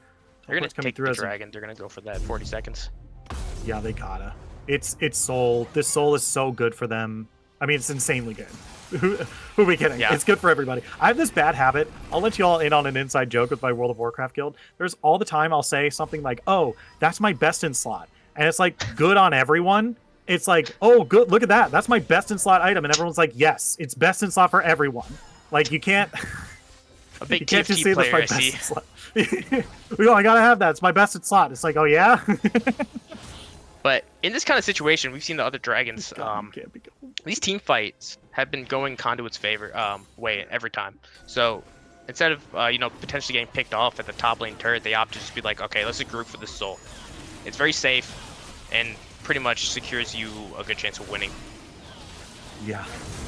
And that's a huge Soul to have. Is now they're looking for Alphayet, who's been caught out here. There's the Twisted Advance. The flash is not good enough. They're gonna pop Blossom as well in order to discourage the engage from the Paranoia. But now they're purple, they're blue, and now they're looking to make the enemy team black and blue. Yeah, on the hunt, just making everyone so fast, able to catch up and take Alpha down. Now you have only a few members to defend against this very tanky. The fact that AP items have so much health associated with them is nuts. But yeah, so a lot of this poke, not doing a lot of meaningful damage from Soul, but I guess it does dissuade the Conduit from sieging any further. They want to use this gold, or I guess they don't even have that much gold. They just want to reset. Yeah, they don't really have a lot of waves in their favor. It seems like the wave clear is good. Oh, excuse me. It's good enough from the blue squad that they don't want to press their luck. They have the numbers advantage, but sometimes the turret is just like that fifth man that can be the pain in your backside. As this is going to be the push here. Looks like they're doing a 4-1 split here. They have a TP on the Renekton here, so this should be a good opportunity for them to get onto this bottom tier 2 turret, the last tier 2 on the map. Yeah, and again, this could be another close fight. If you're Conduit, you can't be too eager to look for a play, because we see what happened when they were too aggressive in topside. They got wiped out, so they just need to play calm and collected, and just take these turrets very slowly and get ready for a big team fight to end the game. Yeah. Man, this Sivir is not wasting any time. We actually see Catherall going topside. They might just try to dive Dobbs right here.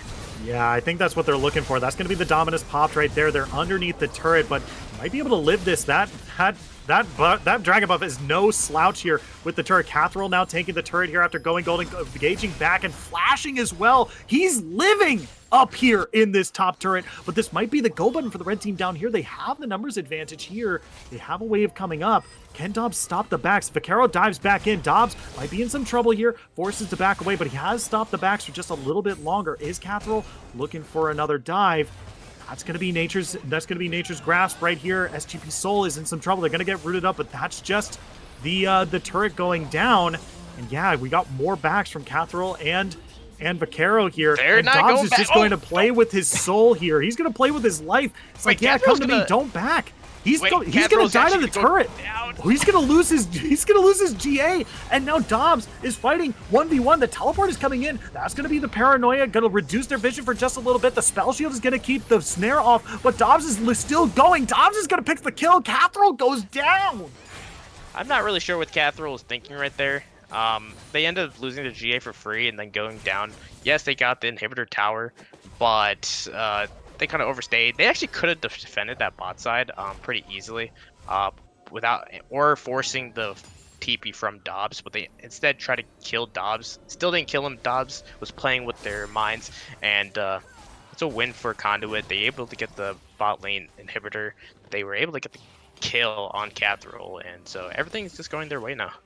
Yeah, I mean, Bully, take a look at the map there. That big purple worm's back on the map, and there's no jungler for the blue team right now. This is gigantic. Exactly. Yep, they're just going to take this very easily, and honestly, this could be the Baron that just ends the game, as, you know, they already have the bot side pushing. All they have to do is just go mid, go top, get 3 inhibitors down, and get the super waves pushing into the Nexus. Yeah, they do have a teleport available for Dobbs, so they can afford to do a split here, but it looks like they're just going to stay 3 strong in this top lane here. Goose, Panda, and Dobbs up here. We got a Goose, we got a Panda, we got an Alligator, or a Crocodile rather. We got a whole zoo up here. That's gonna be a speed buff popped here. They're still looking for something. I think that this dragon buff might actually be doing them a disservice here. Oh, wait, Nation in some trouble. Not gonna be able to save the turret, but Nation might go down here. Already a decent chunk of damage as SGP Soul comes in. A teleport from Jax onto the other side. Maokai might be in trouble. That's gonna be Nature's Grass coming through. No, the ISO looking for it, but not gonna be able to find his Koma for the rest of the team, as they're still looking for the tree. They still can't find it. No kills just yet, but Lulu is taking incredibly low as they flash out. Dobbs forward. They're gonna be able to find Goose here. Siver's gonna be 5. Annie off screen here. So many low HP bars, and Jax is hungry for it. He wants it. I'm looking at it. I don't need it. I don't need it. I absolutely need it. Shutdown for SGP Soul. Dobbs looking for it. Not going to be able to find it this time. But Carol comes out big. It's 5 for 1. And the blue team, SGP, is showing signs of life in this game. Yeah, they punished overstayed. In fact, they stopped from any inhibitors being taken. Only the bot lane inhibitor still remains. They're gonna push in mid lane. Look what's coming up in about 35 seconds. That is Soul, or not Soul, that's Elder. For one of these teams, and Dobbs will be a little late to the party for that one. But unfortunately for them, they do have TP. Yeah, they have a couple TPs, and this might be the this will be the game. This is 100% going to be the game. Yeah, this is the game right here. I don't think Lulu should be speeding down here as fast as possible, especially just by themselves. They should be clearing out some waves as best they can, but they do need to contest this. Elder Dragon is a game-ending buff. You think Baron is good? You think a Baron at this stage of the game is good? Elder Dragon just flat out eliminates people from the map. So this is going to be something to keep our eyes on. They're going to get here in time. That Pop Blossom might just do some crazy damage. Okay, here comes Nature's Grasp here. They're trying to keep them off the dragon as much as they can. Paranoia coming through. Already Malone taking incredibly low. Pop Blossom lands onto none. And this is big. Catherall comes and dives onto the backside here, but Siver's going to be able to find 1 here, and Dobbs is diving into the middle of the team. Wild Growth is going to knock up 3. They're still fighting the dragon as well. Vaquero goes golden. They're trying to steal the dragon away. They might be able to turn it around. If they do so, not so dark goes away, and the Elder Drake goes to the red team. SGP Soul, nowhere to go. And that's going to be the DOT from Maokai, finishing the deal. Look at those super minions in the base. It's a 2-0. Conduit Phoenix comes out huge with a game 2 win. And they just could not do that Elder fast enough. And I hate to say it, Soul wasn't there at the beginning of the Elder. You didn't have your AD carry hitting the Elder Dragon, and they just got collapsed on the nature's grasp just goes on top of everyone. Then you just get just one on one on one. Everyone was able to get wiped out, and congrats to Conduit. That Yeah, was a well played game for them, and it was a good game from SG Proton as well. yeah. That game was so much more even, and I said this before. This was such a closer game than we gave credit to either team for. Right? They were at each other's throats through this whole game, and there was never a moment where Conduit Phoenix or SG Proton, I mean, maybe at the very early game for SG Proton, right? That top lane we talked about with Jax and Nocturne, that was their clearest edge in the whole game. But like even then, this game still looked a lot more even than either of I don't want to say either of us, but at least for myself, gave these teams credit for. Right? This game was neck and neck. It was the gold lead was a lie. This was such a clash of two opposite team comps, and it was so fun to watch. Yeah, I wish I would have seen Soul. I think this is actually a completely different outcome if Soul was on that Elder meet. With the Ezreal damage, you're gonna do at least 3-4K as the Ezreal just hitting the dragon from the very beginning, and that would have been taken before the collapse from Conduit. But Conduit, calm and collected, they were able to take their team fights, even when down 3-4K gold. They were able to pick their fights very well. Yes, they made a few mistakes, but they were able to come out on top in the end. Yeah. Do you have an MVP for this game from either team? I mean, honestly, okay, this might be a little controversial. Okay. I'm here for the controversy. I'm ready. Hot take. Hit me I'm not with going to say it. But oh, you're not going to say it. Oh, no, I'm not no. going to say it. You're not going to say it. I could go with the easy pick and say the Trash Panda for this game. For this game, Yeah. I could go. Okay. Or for the series, I could go with the Trash Panda playing Sivir. It's pretty easy. You play Sivir, you get to late game, you group up, you win the game. Like someone said in Twitch chat, you just auto them to death. Dobbs was my unsung hero this game. Yeah. Because they were able to keep Jax from absolutely running the side lanes over. Yes, they were taking some unfortunate fights, but they were able to clear the ways, making sure Jax didn't get that split push going. And we didn't see a lot of impact from Jax during that mid to late game. Eventually, Jax did do a lot of damage, but it wasn't as big as an impact from that lead we saw at the very beginning of the game. Yeah, for sure. I mean, that's a pretty strong. I mean, I'd agree with that as well. I mean, Dobbs a lot of the time just needed to be just taunt, and like we kind of saw what you were talking about kind of at the end of the game there with that top lane play between Cathrol and ISO against Dobbs, right? Dobbs was just like, hey, all I need to do right now is just stop their backs. It doesn't matter if I die. Like if I die, they'll take a little bit more than they would have before, but the more that they stay top lane, the more numbers advantage we have in their bot lane, and we will take more from them just because of how well, they team fight, right? The skirmishing comp is not going to beat an outnumbered front to back comp like that. Like they're just not going, it's just not going to happen, right? So Dobbs playing around with how ISO has been playing Jax, with how Cathrol has been playing Nocturne, doing a good job. It's just like, hey, there's a big juicy crocodile over here. They say I taste like chicken. Why don't you come over here and give it a little nom nom on my little armsies or something? It's like such a good play from him to say hey, I can sacrifice myself here if it means that my team can get something big on the other end of the map. So yeah, I'll agree with you for Dobbs for sure. I was gonna throw out Nation with a lot of his. You could probably throw a lot every player on Conduit, especially this game. Dark made a lot of major pop blossoms, especially in these Dragon team fights. Nation was very tanky, was able to get a lot of Nature's Grasp to start a team fight out, and obviously Goose, Panda in the backline. Goose keeping their carries alive, Panda just putting out a ton of damage, as you can see by the damage charts. So you could pretty much pick anyone on this team. Yeah, for sure. I mean, it was a good series, both for both teams. But in the end, There can only be one victor. And for this evening, it's Conduit Phoenix taking it 2-0. Thank you all so much for tuning in. If you haven't already, press that follow button here on Blue Water League. We've got League of Legends action for you to watch every single week. You don't want to miss a single stream. And if you're feeling generous, press that subscribe button as well. And if you're feeling even more generous, you'll have to check out our sponsor, because Blue Water League Season 10 is sponsored by Coachify GG. Coachify is a new platform for esports coaches with 0 commissions. Sign up is free, and anyone can create a public profile. For more information, type !Coachify and chat with a capital C, and you will get the link to explore that if you'd like to get some coaching. But for myself, the entire live broadcast crew, Bully, my co-caster for this evening, and Dory, our producer, thank you all so much for tuning in, and we'll see you at the next match. Bye-bye.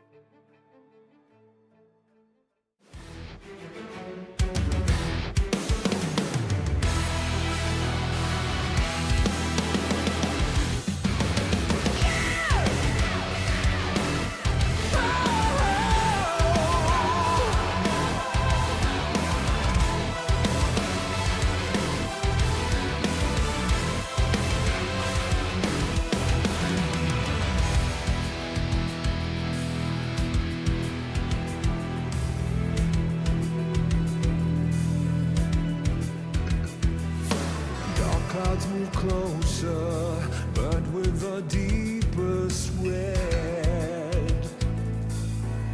Oh, beneath them we look on. When they part comes the hatred they bring. Lost in the dark, we've come so far. Another step to rid the pain. Go and be counted till your last day, 'cause only nightmares break their face.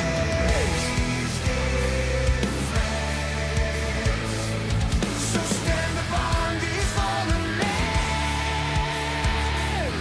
and follow in our Father's plans. Yeah, until the end we will remain, and we'll hold on until our last breath.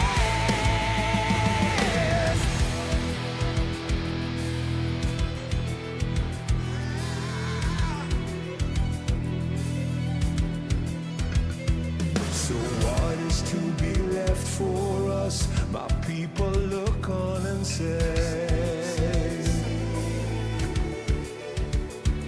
don't fear what you don't know, 'cause we're far from certain fate.